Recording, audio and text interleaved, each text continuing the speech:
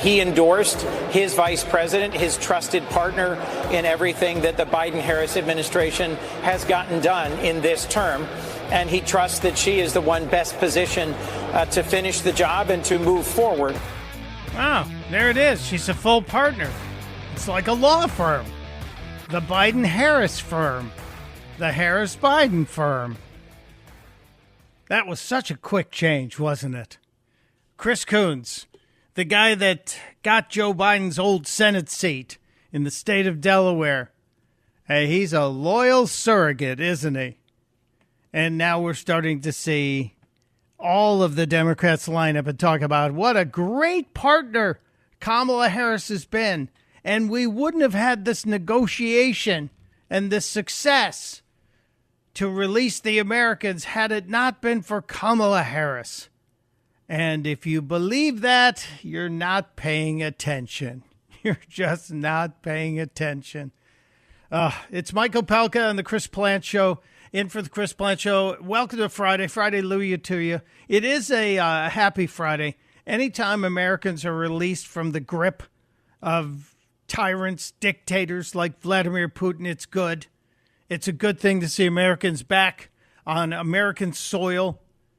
And we just hope the people we set free aren't going to continue their evil ways. The guy we gave up, a murderer, guy who killed one of Putin's enemies on the streets of Germany in a park in broad daylight, sentenced to spend the rest of his life in prison, and Putin wanted him back.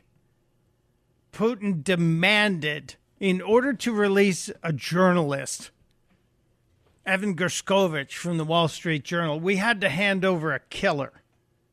We had to return a killer in order for that to happen. Remember Victor Bout, the merchant of death, the guy that we traded to get Brittany Griner back? We're not good at these trades. Well, let's just say the Democrats aren't good at these trades. But Evan Gershkovich is free. Paul Whelan is free. The other woman whose name I forgot, I'm sorry. I don't mean to diminish her, but she's home with her family as well. And it was great to see all of them, the video, watching all of them embrace their loved ones on the tarmac yesterday. And then they were flown to San Antonio, where they're getting some kind of evaluation. And I'm sure a debriefing over their time. Listening to Gershkovich talk about how different his headspace was after being released. He said he still couldn't believe it, that he felt as if he were still in his prison cell in Omsk, which is the western edge of Siberia. It was not a great place where he was. Not a happy spot at all. And he had been there for just, I guess, like 16 months. To watch him embrace his family and his mother was so great yesterday. So I will give the administration the credit for getting them released, but I'm reminded that Donald Trump got 59 people brought back home, and we apparently didn't turn anybody over to the evil folks. I'm just saying we should do an honest comparison on that, an honest comparison of the two. There will be all kinds of accolades handed out over this, but we will get past it because the news cycle is short and we have barely 94 days left until Election Day, even though voting starts in September in some places. There are topics to talk about today. There's more data coming out as the unemployment numbers are ticking up. We're up to 4.3% now.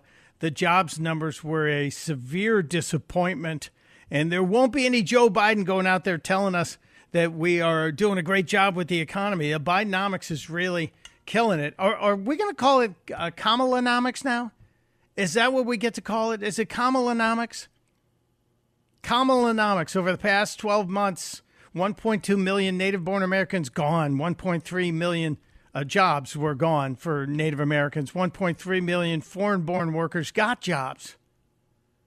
And since July of last year, the number of people working more than one job, 2 jobs, 3 jobs, God knows how many jobs, has skyrocketed. there are 311,000 people who are working multiple jobs to make ends meet under Kamalanomics. I like that. I think we should keep calling it Kamalanomics. Let's keep going there. 558,000 more Americans are now forced to work part-time jobs to make ends meet. And maybe that's why there are all these multiple job holders, because they're working a couple of jobs. Unemployment jumped up 4.3%. This is the highest it's been since October of 2021. It is amazing. Absolutely amazing.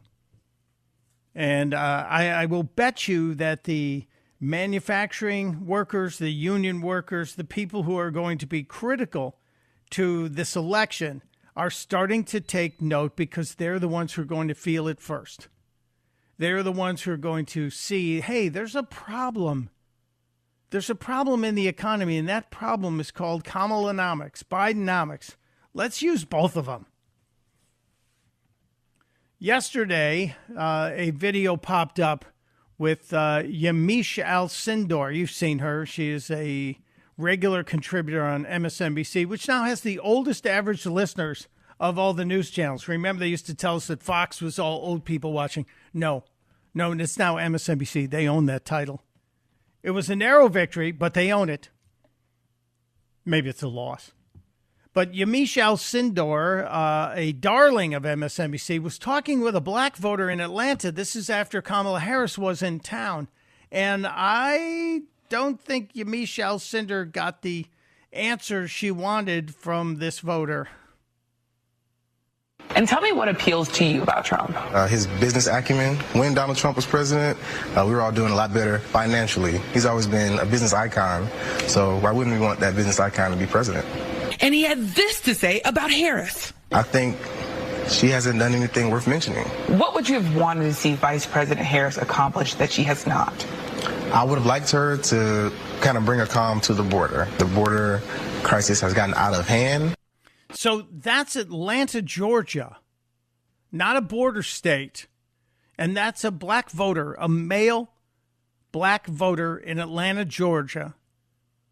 And the first thing he wanted out of this administration was to fix the border. They've had almost 4 years to do it, and all they've done is exacerbate the situation, which this voter, and I don't think the Democrats think the voters are smart enough, not just black voters, every voter. I don't think they think we're smart enough to understand the impact of the border. We understand. We see what it's doing. We see what it's doing not just to the communities along the border, but now to every city in this country, which has become a border community.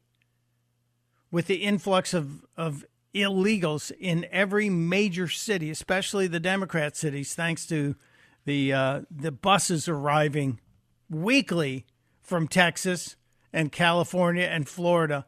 Thank you to the governor of Texas and the governor of Florida for making sure that happens. These local communities are understanding what being overrun really means.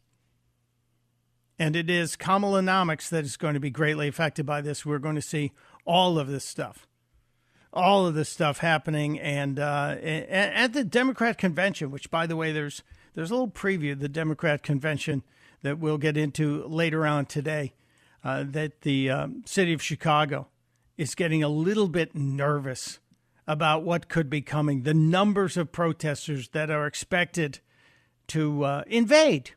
I think that's the appropriate term, to invade my old hometown. There also is a lot of news this morning about the amount of money that has been taken in the month of July, because campaign finance reports are now out. Yesterday, late in the day, was reported that the Kamala Harris campaign, formerly known as the Biden-Harris campaign, took in $310 million in 1 month, which is more than double the reported amount of money generated by the Trump campaign. And I have questions. There is a credible report from James O'Keefe. Remember James O'Keefe? He does a lot of hidden camera stuff, which I don't always agree with the methodology on the hidden camera stuff. But James O'Keefe went knocking on doors of people who were listed as multiple donors to a group called Act Blue. If you don't know who Act Blue is, they are a group that takes donors for Democrat causes and then hands out the money. They spend that money on Democrat candidates and causes. And Act Blue has to turn in its reports as well. And they started showing that several of these single-family homes in remote areas of the country that were occupied by senior citizens were donating not once, not twice, but hundreds and thousands of times in the last year or two.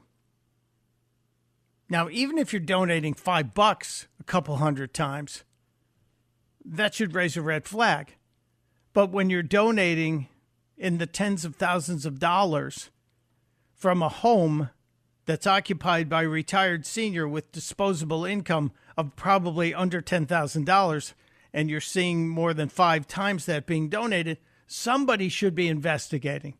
And yet it's getting almost no knowledge, no stories on the news. Really interesting.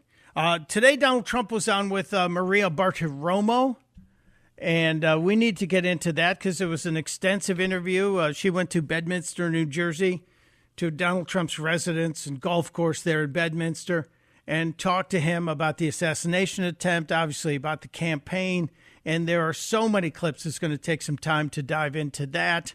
We will talk about that. I'm going to give you one clip here because I thought this is pretty darn interesting. Donald Trump talking about who called him after the assassination attempt. And I think he might have been a little surprised about it. He got a phone call from Mark Zuckerberg. What happened? So Mark Zuckerberg called me. First of all, he called me a few times. He called me after the event, and he said that was really amazing. It was very brave. And, and he actually announced he's not going to support a Democrat because he can't, because he respected me for what I did that day. I think what I did maybe was to me, it was a normal response. But I was called by Mark Zuckerberg yesterday, the day before, on this same subject. And he actually apologized. He said they made a mistake, et cetera, and they're correcting the mistake. Now, here's what he's referring to. Facebook and Instagram had been blocking searches or blocking the posting of pictures and videos showing the assassination attempt of Donald Trump. They were essentially wiping it out, eliminating that. And Google was affecting the search engine on its servers as well. If you put in assassination attempt, it wouldn't normally go to Donald Trump, which is obviously the most recent one, and wasn't doing that. Google hasn't called to apologize, but Zuckerberg at least did. Mark Zuckerberg at least did that. Google, nobody called from Google. One of the things, like doing a show like yours, your show, you see it on Fox. But where you really see it is all over the place. They take clips of your show that you're doing right now with me. And if I do a good job, they're going to vote for me. They're going to vote for me. Donald Trump is a very savvy politician, not just a savvy businessman, but a very savvy politician. He understands sound bites and clips. And we have more clips from this interview. If you care to join us in the conversation today, you're welcome to. 888-630-9625, 888-630-9625. It's Mike Opelka. So many stories to get to today. Not just the economy, not just the Trump campaign. I mentioned J.D. Vance at the border, and I think he did a great job. Some curious statements on the tarmac last night. We'll try and get into all of it. It's The Plant Show with Opelka in for Chris Plant. You're listening to The Chris Plant Show.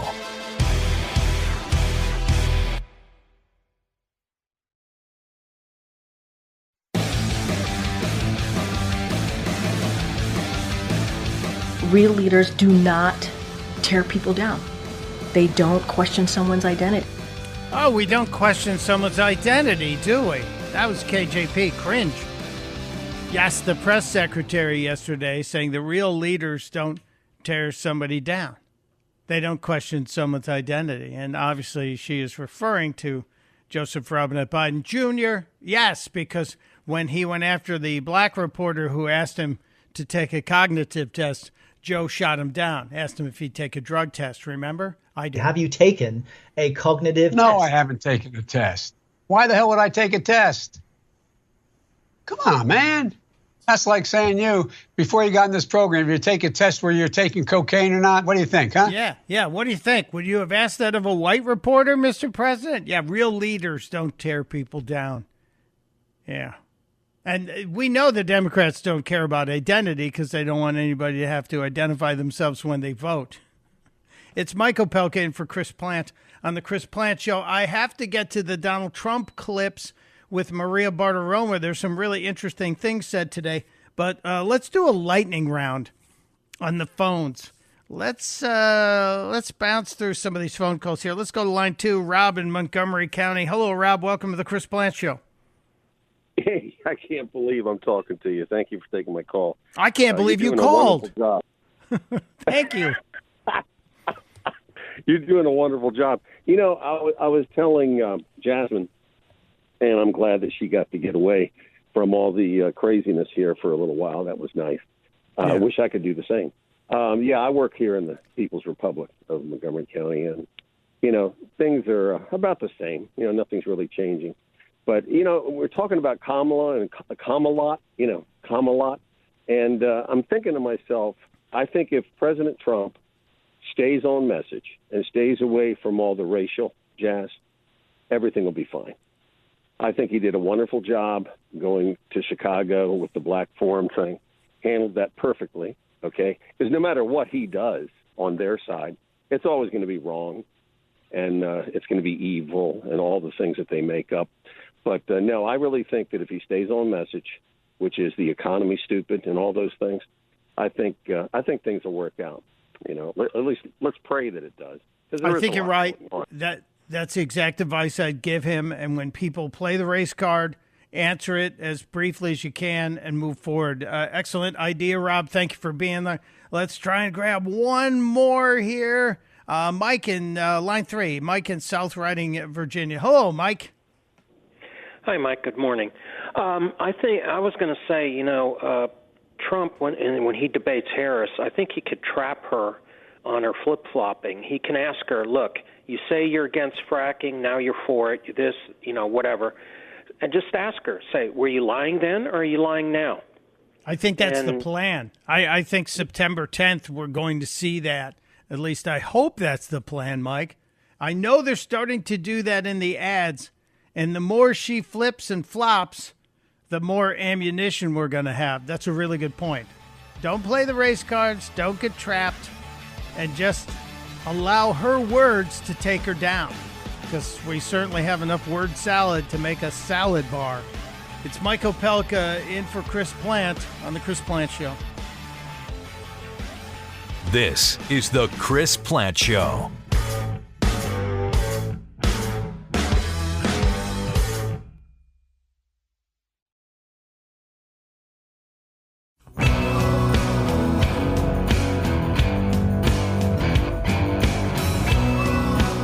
Welcome back to the Chris Plant Show. It is Friday, and I can't believe it's August already. 2nd of August, yesterday. The 1st of August was here, and I'm looking at it going, where did the summer go?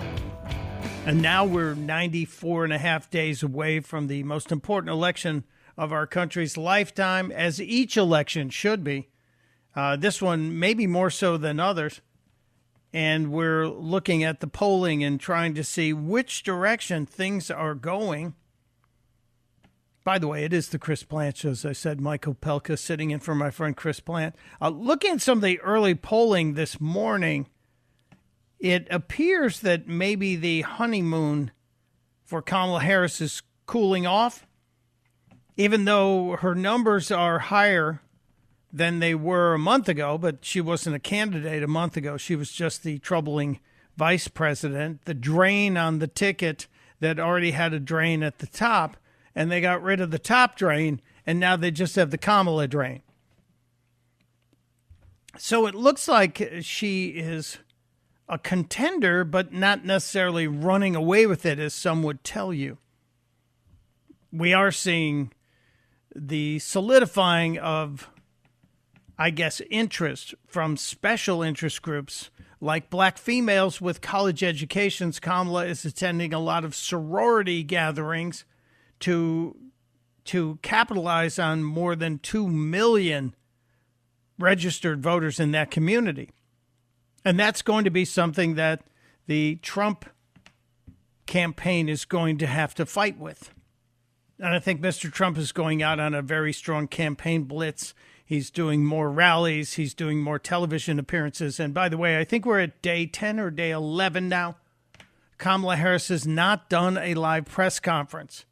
Yesterday, when she was supposed to address the situation with the American hostages, political prisoners being released, she sat inside her SUV for 30 minutes. The SUV was on the tarmac for 30 minutes with the engine running. Hello, you environmentalists.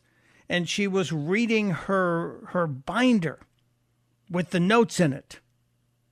30 minutes. She had 30 minutes to, I guess, memorize it. And then she came out and read from the binder. No questions were taken. So that's who we have. She can read a teleprompter. She can read a binder. She can read a prepared comment. She doesn't have the historical, institutional knowledge to do the job. And somebody asked me, well, what's wrong with us saying we should have a female president? We should have a female president of color to get this opportunity now. I point to the situations around the world. Yesterday, the United States intelligence told our friends in Israel that they're worried about the next 72 hours, that maybe Israel should expect a pretty massive attack, possibly from more than one front, for retaliation, for its retaliation. Remember, it was about a week ago, Israel had 12 children killed on a playground, and they retaliated. And so Iran and its proxies are reportedly getting ready within the next, well, last night it was 72 hours. So it could be a very interesting weekend in the Middle East. Joe Biden, according to reports, has said that we will stand by our ally. Let's hope he really means that. Let's hope. But I am monitoring the polls. I monitor a couple different polls. I monitor something called the Poly Market poll, where you can gamble. Donald Trump still has a healthy lead. The predicted polls have Kamala with a tiny lead. The Bloomberg Morning Consult numbers give Kamala a little hope. But everything's still pretty close. Still pretty close. And in the swing states, the Bloomberg Morning Consult has Kamala ahead by 11 points. In Arizona, they have her up by 2 points. In Wisconsin, by 2 points. In Nevada, by 2 points. In Georgia, it's even. In Pennsylvania, Trump still leads. North Carolina, Trump still leads by a small margin. So this is going to come down to turnout. And we shall see. We will monitor it. And with that, Donald Trump making appearances, and I think these are very well directed on serious television programs. He was on with Maria Bartiromo this morning. And since the assassination attempt is still fresh in his mind, in most of our minds, I'm glad that it was one of the first things that came up. Maria Bartiromo asked Donald Trump how his ear was. No, I got it off. It's a good healing process. Got it off. I feel great, actually. So he got the bandage off. And there aren't any, I guess, serious damages. I'm sure the president, former president, hopefully future president, was seen by some pretty good doctors. The topic of the prisoner swap between Russia and the United States and the 5 other countries that had to participate in this deal was also top of mind. Maria Bartiromo and Donald Trump on that prisoner swap. Well, as usual, it was a win for Putin or any other country that deals with us. But we got somebody back, so I'm never going to be challenging that. It wouldn't have happened with us. We would have gotten him back. We wouldn't have had to pay anything. We wouldn't have had to let some of the great killers of the world go, because that's what's happened, as you know. And the deal's very complex because it just came out, so nobody understands the deal yet. And they make it complex, so you can't understand how bad the deal is for us. But we got him back. And we could have had him back. We should have had him back a long time ago. It should have never happened. It would have never happened he shouldn't have been taken in the first place, and it would have never happened with us if I was president. I believe he's right. I think Donald Trump has made it very clear you don't look at Americans as bargaining chips, Americans in your country. I think he's absolutely right. In this cut 4, Donald Trump talking about his past as president and how many people he managed to get released. You know, I did 59 people we never gave 10 cents, but they gave them back. I did a lot of people where I said, you got to give them back. I called the head of the country, whatever the country was, I got to give them back. Just give them back. Right now, well, sir, we're a system based on courts and rule of law. I said, you have no rule of law. You're the rule of law. You got to get them back. And everybody came back. We got 59, and we didn't pay money. I got people back from North Korea. That's tougher than any other place to get people back. I had a good relationship with Kim Jong-un. We got people back. But, you know, when you start paying money or when you start making deals where you give, you know, the kind of people, these are really some tough people that they got back, the toughest in the world. You start doing that, and all of a sudden you have a lot of hostages taken prisoner, so to speak, and you'll have a lot of things happening. It's very bad. It's a very bad precedent. I believe he's correct on that. And every time especially when we release a killer, somebody who was the mastermind of killings, then the world sees that we're weak and we're willing to trade bad people for people that were just snatched off the street or people who were charged with crimes that you would consider to be misdemeanors here, maybe a ticket here for possession of a small amount of marijuana, as was the case with Brittany Griner and the guy who's still there, the teacher from Pennsylvania who's still there. Similar deal, although he did have a prescription for medical marijuana for his back. Not legal in Russia. You are supposed to know the laws of the land, but we negotiate, especially on small deals like that. And I don't think we used enough economic power on this. The deal was good for Russia. If it wasn't good for Russia, you would not have seen Vladimir Putin out on the tarmac welcoming the people back, and he made a big stinking deal out of it. There are reports saying that Putin never does this. This was to embarrass America, and that's part of what this is about. It's a PR battle, and Putin understands it a lot more. And I will make my claim that the whole reason Joe Biden was out on the tarmac last night, just before midnight, was because Vladimir Putin was out there. That was the key reason he had to show up. And Kamala was there, obviously, for the campaign optics. But the great deal that the Russians got was on the mind of Donald Trump this morning. They got a great deal. The Russians made a great deal. I'm not going to be criticizing it because it's good to have them home, but they got a phenomenal deal, and that sets a very bad precedent, very, very bad precedent. Again, this is the case on all of this today. Mr. Trump saying quite emphatically it is a very bad case. I mentioned the situation with Israel and that we are very concerned about the Middle East, Iran's role in what's happening to Israel, funding Hezbollah, the Houthis, and Hamas. And Mr. Trump knows a little bit about that. He is very concerned with World War III. Cut 8, Jeffrey. So I put out a word that if they do that, you have to blow them off the face of the earth, because you can't do that. You have to blow them right off the face of the earth. And I said that. I put it out on Truth 2 days ago. I said, because there was a report to that effect, and it could very well be true. And I said, if that happens, you have to blow that country off the face of the earth, because that'll be a whole new world order. The problem we have is nobody respects Biden and nobody respects Kamala. It's a big problem. Yeah. That's true. He's right. He's also, Mr. Trump was also commenting on the plot to kill him. And the Iranians, we have been told that for weeks now, Iran has been credibly linked to plans to assassinate Donald Trump. And I don't think anyone's tied the guy on the roof in Butler, PA to it. Donald Trump will be a very, very I think he's going to be a very aggressive campaigner, but he's also going to be very aggressive pointing out the differences in foreign policy between himself and the Harris campaign. I can't tell you who's going to be running with her yet because we won't know until next week. There are some more hints that are coming out today, and we shall get into that. Let us bounce over to the phones because there are a lot of phone calls coming in today. 888-630-9625. I want to go to Seamus on line 5 in Woodbridge, Virginia, because this topic really angers me, Seamus. Welcome to the Chris Plant Show. Hey, Mike, how are you? I'm good, sir. Thank you for being here.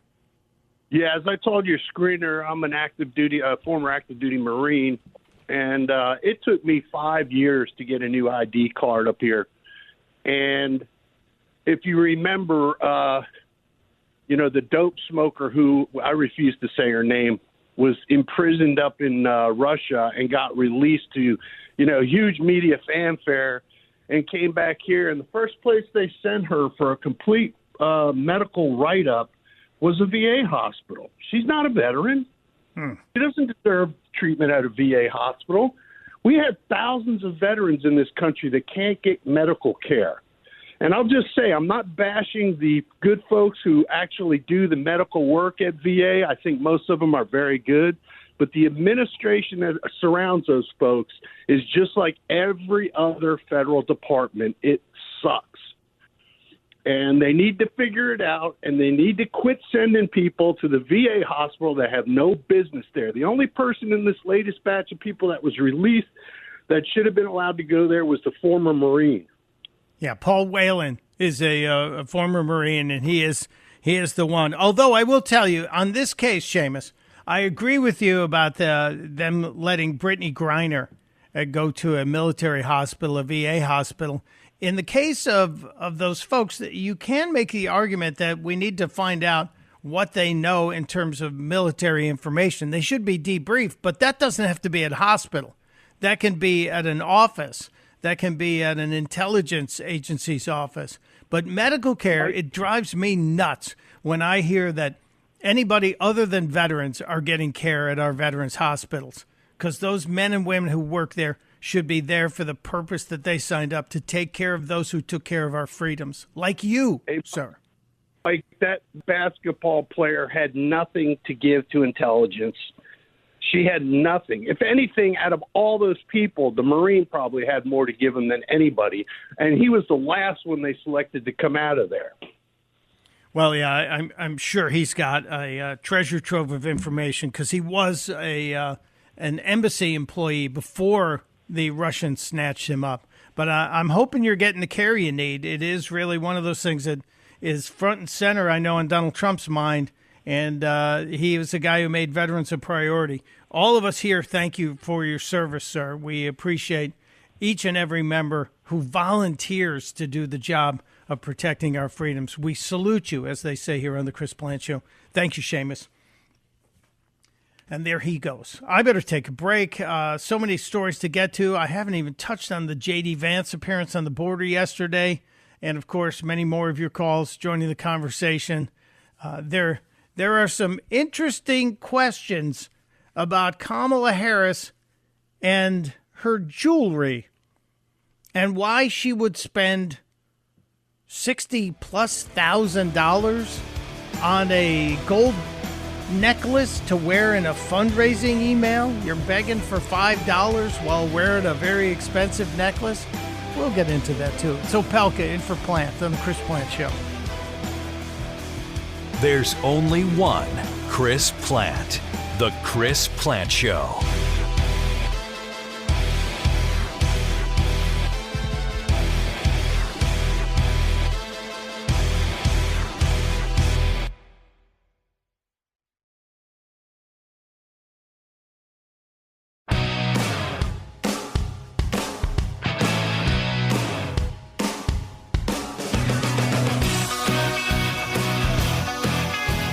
It is the Chris Plant Show. Welcome to it. Mike Opelka in for Chris Plant. He's on vacation. We're trying to hold up our end of it here.